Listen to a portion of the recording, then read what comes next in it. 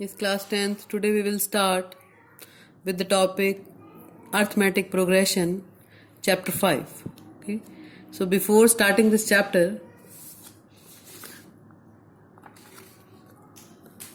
look at these patterns 2, 4, 8 and 16.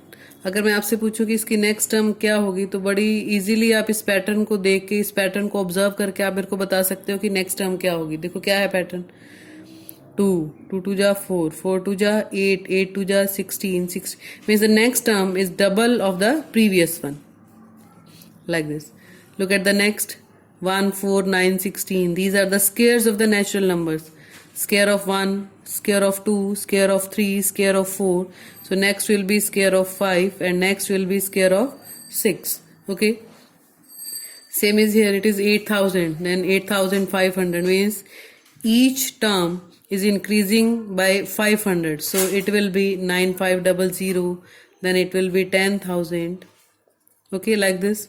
Same is here 10, 20, 40, 80. Then it will be 160. Then it will be 320. Like this. These pattern we have observed many times.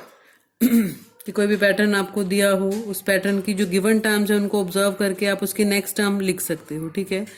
तो ऐसे जो patterns हैं इनको sequence बोलते हैं. Sequence क्या है? Group of numbers है जिसमें हर नंबर जो है किसी न किसी रूल से आपस में जुड़े होते हैं. ठीक है.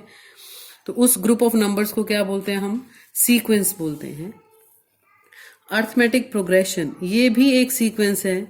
थर्ड वाला देखो हमारे पास जो थर्ड वाला सीक्वेंस है, इस थर्ड सीक्वेंस में क्या है कि हर नंबर जो है, अगर पहला नंबर मैंने 8000 लिखा है, दूसरा क्या है 8500 मीन्स प्लस 500 मीन्स हर टर्म में प्लस करते हैं तब हमारे पास क्या आती है? एक नेक्स्ट टर्म आती है. तो इस टाइप का सीक्वेंस जिसमें हर टर्म में कुछ फिक्स नंबर ऐड करने पे नेक्स्ट टर्म आए, या आप कह सकते हो कि टर्म्स का जो डिफरेंस है हर टर्म का अपने से पहले वाली टर्म के साथ डिफरेंस सेम हो, तो ऐसे सीक्वेंस को हम क्या बोलते हैं? अर्थमेटिक प्रोग्रेशन बोलते हैं. ठीक है. ये जनरल अर्थमेटिक प्रोग्रेशन लिख रही हूँ मैं. ए प्लस डी, ए प्लस 2d, ए प्लस 3d. ये जनरल सीक्वेंस है. इसमें हर टर्म अपने से पीछे वाली टर्म से d ज्यादा है. ठीक है. तो ए जो है इसको हम बोलते हैं फर्स्ट टर्म. ठीक है. और जो d है इसको बोलते हैं हम कॉमन डिफरेंस. इस कॉमन डिफरेंस की वैल्यू कुछ भी हो सकती है. पॉजिटिव भी हो सकती है, नेगेटिव भी हो सकती है और जीरो भी हो सकती है. ठीक है. कुछ भी हो सकती है इसकी वैल्यू. कुछ क्वेश्चंस डिस्कस करते हैं हम इस अर्थमेटिक प्रोग्रेशन से related. Exercise 5.1. First question.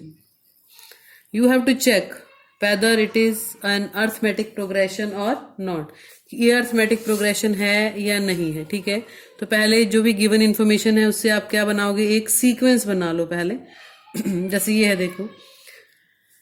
The taxi fare for after each kilometer when the fare is ₹15 for the first kilometer. First kilometre के लिए जो फेयर है वो कितना है? ₹15 है. और उसके बाद पर किलोमीटर ₹8 इंक्रीज होता जाता है. ठीक है. तो अगर मैं इसका सीक्वेंस बनाऊंगी तो देखो क्या लिखूंगी इसको. फर्स्ट टर्म क्या लिखूंगी इसकी? 15. नेक्स्ट के लिए क्या बन जाएगा? ये ₹23 बन जाएगा सेकेंड किलोमीटर के लिए. थर्ड किलोमीटर में टोटल रेंट कितना बन जाएगा? 31. ठीक है. तो इसका मतलब देखो इस सीक्वेंस की जो फर्स्ट टर्म है वो क्या है? 15. ठीक है. इस सीक्वेंस की A1 लिख सकते हो आप इसको. इस सीक्वेंस की जो सेकंड टर्म है वो क्या है? 23.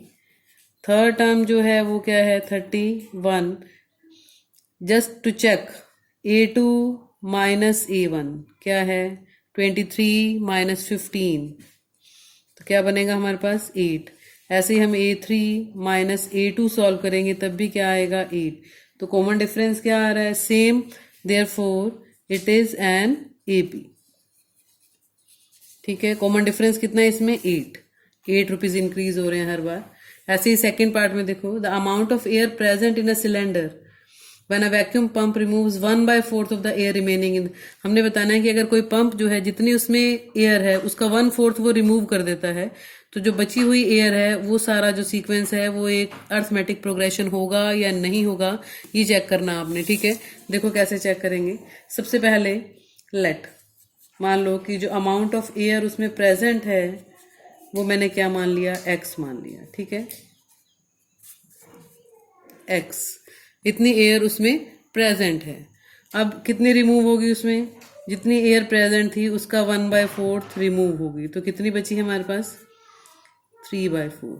पहले कितनी थी x, मीन्स A1 क्या है x। ठीक है, A2 कितनी होगी हमारे पास 3/4x। ठीक है, अब नेक्स्ट के लिए कितनी और रिमूव हो जाएगी, जितनी अमाउंट आपके पास है उसका 1/4 रिमूव, मीन्स 3/16x रिमूव हो जाएगी। तो 3/4x आपके पास एयर है, उसमें से 3/16x अगर आप रिमूव कर दोगे तो रिमेनिंग कितनी बचेगी 9/16x, मीन्स A3 क्या आ गया आपके पास 9/16x। Now we will check A2 minus A1 करोगे 3/4 माइनस 1, तो it will be minus 1/4x by taking LCM। ऐसे ही A3 माइनस A2 करेंगे तो वो आएगा माइनस 3x/16। तो डिफरेंस जो है वो दोनों का क्या है, डिफरेंट है, therefore this is not an AP।